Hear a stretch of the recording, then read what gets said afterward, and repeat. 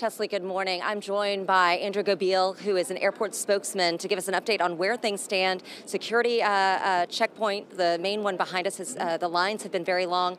You are able to give us an update on airport operations, including the roadways, the runways, and the taxiways. Where do things stand this morning? Well, right now, first we have been treating the roadways, the runways, and the taxiways starting yesterday, and then we continue to treat them overnight and into this morning. We're engaging in our de-icing procedures right now with our partner airlines. And when you say that the wait lines are long, it looks busy. The wait lines right now about 15 to 30 minutes, which is what you can expect. I can imagine that there are, some staffing issues with the TSA, but they're working everything they can do right now. People are coming on through, and we're remaining efficient. So that's very, very important that we're continuing to do that. Now, as far as flights, the arrivals, the delays, we're still ongoing. We had 27 arrivals, 24 departures in the last hour alone. We expect that those numbers will increase as the day moves on. So we're maintaining our efficiency, we're maintaining our operations here. One thing that we do want to make sure is that all of our passengers reach out to their airlines. They follow their airlines on social media to determine what their flight status is. That's where they'll get the most up-to-date information.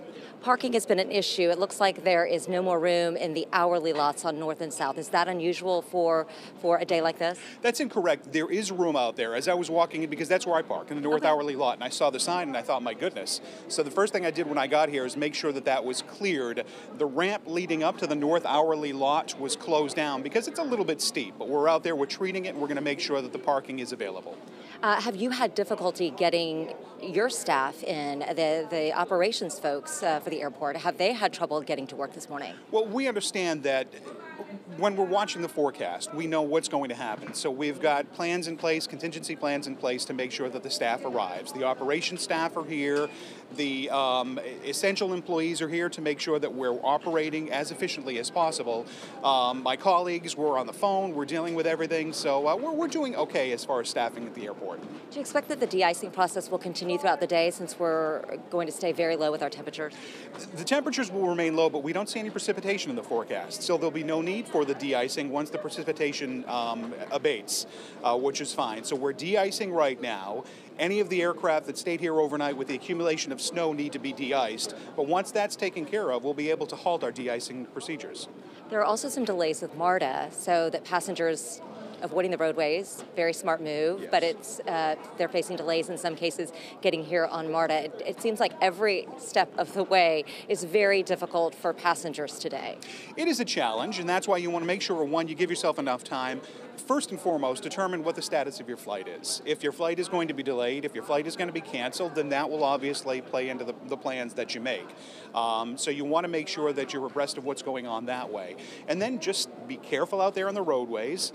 Don't travel unless you don't need to. And if you do need to, give yourself ample time and make sure you're safe. Andrew, I want to put you on the spot for just a moment. Great, when you say give yourself enough time, if you're at home right now, sure. And if you have a flight today, how much time should you give yourself to get to the airport and then get to your gate? Well, it depends. Are you leaving from Marietta? Are you leaving from Fayetteville? I mean, that's the question you need to ask. You need to determine whether or not the flight is going to leave and if it's going to leave on time. Contact your airlines. Make sure they know what's happening. Communicate with them and say, look, I am 2 hours away. I am an hour away. I certainly do not want to speak for our airline partners, but we do know that customer service is of the utmost for them. So reach out to them and tell them what is happening. Make sure that you're safe out there on the roads. Again, I drove in. My commute usually takes about a half an hour or so. It took me a good 90 minutes to drive in this morning. So we want to remind everyone out there that if you don't have to be out on the roads, don't. But if you do find yourself that you need to come to the airport, just be careful and give yourself the time. Andrew Gobeil, thank you so much. Airport spokesman, thank you for your information this morning.